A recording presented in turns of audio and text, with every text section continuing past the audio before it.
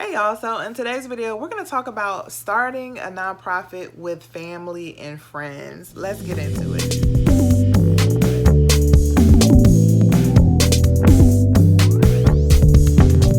Hey, it's Tiffany with Boss on a Budget. I help new and small nonprofits get up and running. If you need help with your nonprofit, make sure you subscribe to this channel because I drop videos every week. So I wanted to tackle the question around should you, or what does it mean to start a nonprofit with your family and your friends. And so I'm just going to give you 3 things to consider. This is going to be a really quick video, but I want to give you 3 things to consider and possibly reconsider if you're thinking that you're going to start your nonprofit with your family or with your friends.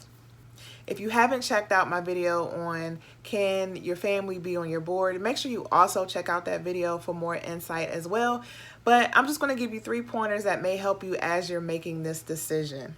So the first thing I want you to consider is that the IRS does not like to see more than 49% of the board related in some way or having some kind of business relationship. And that's just to make sure that any conflicts of interest are managed within the board. You don't want to be in a position where someone is being enriched or someone is benefiting due to their association with you and the nonprofit organization.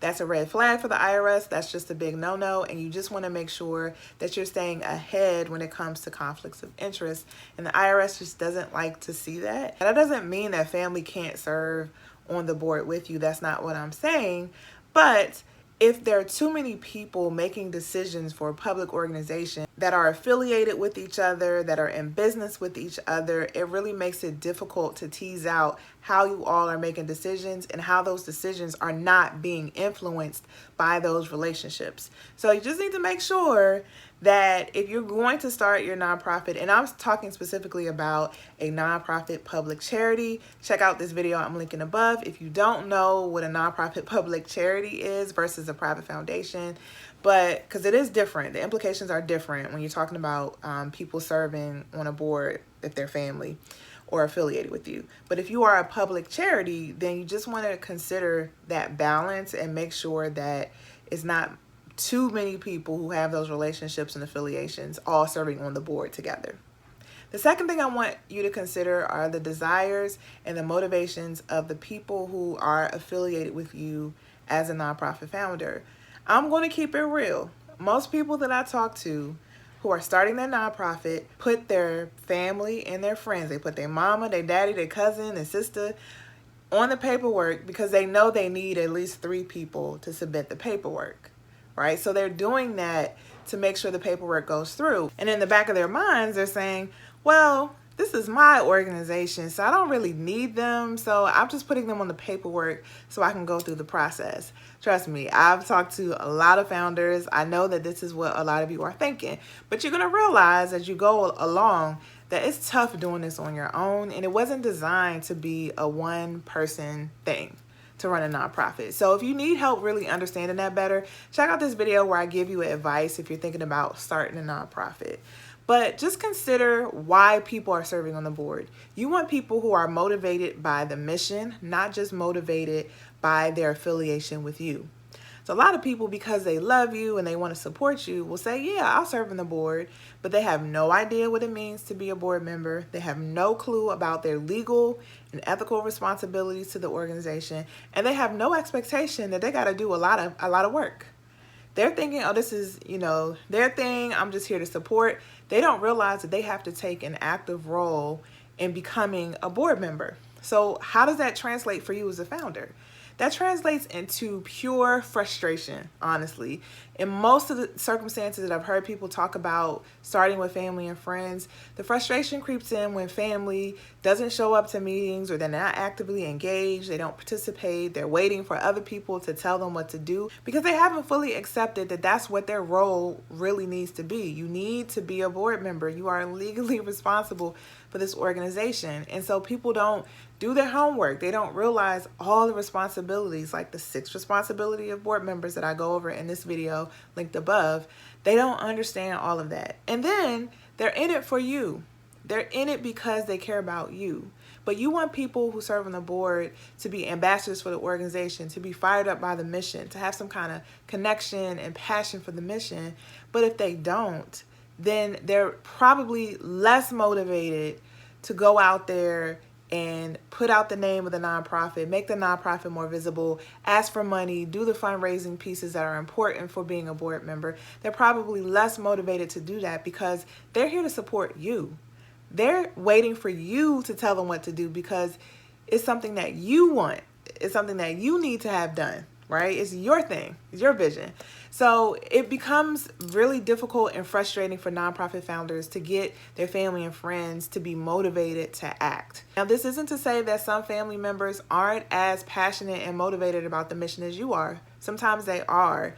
And that's why there's that rule around the IRS that doesn't, prevent family from serving together, but you just want to make sure that all of the people that are serving on the board are there because of the mission, not just because of you.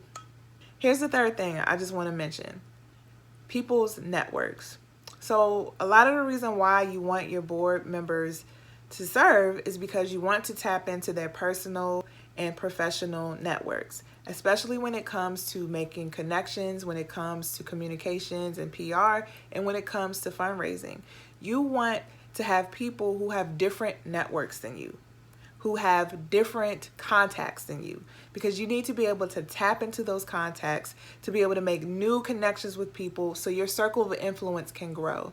But if you all are associated and affiliated with each other, then that kind of limits your network because you associate in a lot of the same circles and a lot of the same networks. So you want to recruit people who work in different places, who live in different places, who have different groups of friends, different groups of associates, so you can tap into their networks as well. So that's one thing you also want to keep in mind. And here's a bonus tip. So I said I would give you 3, but as I was recording this video, one more thing came to mind that I feel like, let's just talk about it. Do you really want to have your family dynamics or your friend dynamics or even your business relationship dynamics spill into the business of your nonprofit?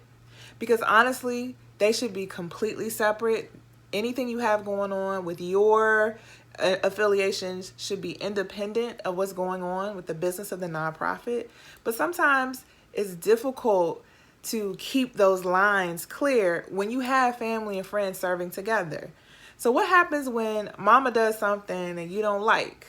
Or she does something against the rules, or she just doesn't understand, but you got to check mama. Are you willing to do that? What if mama's the chair of the board? Do you feel comfortable or do you feel confident in checking your mother? And maybe some people are and some people aren't. But that's just one example of how the messiness of family dynamics is beautiful, but we messy. Family is beautiful, but we're still messy. That's just one example of how it can spill over into your nonprofit. And do you really want that getting in the way of the business that you're trying to get done within your nonprofit? So that's the last thing I just really want to bring up in terms of what you should be considering when you're deciding to start a nonprofit with family and friends. So was that helpful, y'all? If it was, please let me know in the comments. I would love to hear from y'all, to hear what you think. And again, a lot of people start out their nonprofits with family and friends, and I get it. That's all you have at the moment, and that's what you have to work with.